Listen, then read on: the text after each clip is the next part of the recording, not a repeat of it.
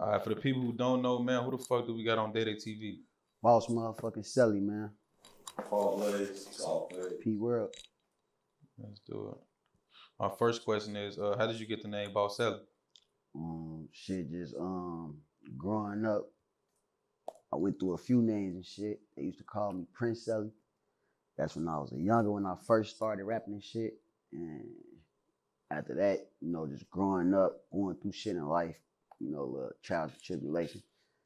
They started calling me King Celly and shit. I started calling myself that. They just ran with it. But Boss Celly, I ended up with that because that's what I became and shit. Like through all the shit I've been through and all of that. And I overcame a lot of shit and, stood on some shit like a boss. So they called me Boss Celly. And where originally are you from? I'm from Chicago, Illinois, 49th State, Robert Taylor. And how old was you when you moved to Minnesota? 5. Been here since like 98, I believe, yeah. I was a little shorty when I came here. I just been going back and forth though.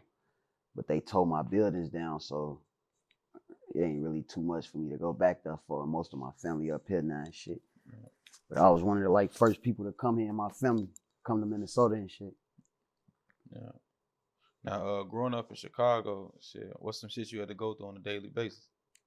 Just a lot of traumatic shit, treacherous and shit, like motherfuckers just dying all the time. A lot of gunshots, like in the projects, almost every morning, I ain't gonna say every morning, but almost, it was somebody dead when you wake up in that motherfucker, like it's some more balloons under the building, you know what I'm saying? So it was I seen a lot of that growing up, but it was a lot of love though, too though, still around though. Like them buildings, there was a lot of love in them bitches. For sure. So when and what made you start rapping? I started rapping back in 8th grade. I used to mess with this little group or whatever. They used me as they security and shit, man, or some shit. I don't know what the fuck they was on, but I supposed to been rapping because I started hearing their music through the school and shit like that. And this when Jukin' Party was popping and all of that shit, you know what I'm saying? So I ended up chopping it up with them and shit like, damn, let me, you know what I'm saying? I'm trying to rock with y'all on the music and shit. Fool and them started calling me KO and shit, treating me like they security guard and shit. You know what I'm saying? The whole time I'm waiting to make some music, but we ain't never end up making no music and shit. I got my big brother and them and shit. That's who started the mob and shit. My big brother and my cousin and them and shit. Shout out Whoop, Dre, Pooh, Jordan, and P Game, man, for life. But they started it, and I was going to rap with dude them, but we ain't never dropped nothing, so I ended up starting my shit back up. Cause bro, them, it was a lot of their ass was doing prison time and shit like that. And I was still in school, but I just kept that shit going. And so they came home and they seen what I was doing. A lot of people liked it, so I just ran with it, kept going. So now, coming from Chicago, how hard was it for you to adapt to the Minnesota rap scene? It wasn't that hard. I wouldn't say it was that hard because I've been, putting in the footwork since I was a shorty. Well, since I started this shit, that's just what type of person I am. If I want this shit, I'm gonna go get it. You know what I'm saying? It ain't really too many excuses or nothing like that. But even though it's a lot of fan behavior and pick me ass shit that be going on in Minnesota, motherfuckers go to support this dude because this they homie or they homie like him. You know what I'm saying? Mm-hmm. But this nigga really going hard, but they ain't finna go support him because it's gonna make they homie look like he going harder than they homie. You know what I'm saying? But that's only some real shit though. I don't give a fuck if my homie going that hard or not. I'm gonna let his ass know, buddy ass fucking you up, Joe. Step it up or something. But I ain't gonna put shorty out, make him feel like he ain't doing what the fuck he doing. This in the obvious, he putting it in their face. You know what I'm saying? Yeah. Yeah.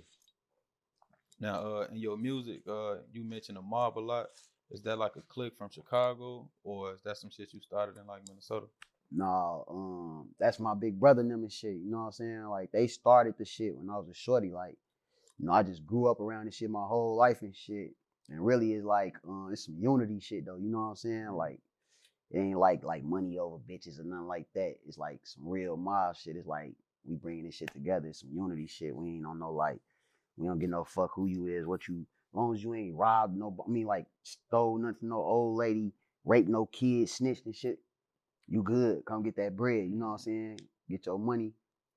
You mobbing, you know what I'm saying? Like it ain't really like about no like, oh, you gotta go whack this nigga to get on with us. Yeah, we ain't on that. We ain't on that shit. Yeah, we just want the bread, man. We want to take care of our kids and shit like that.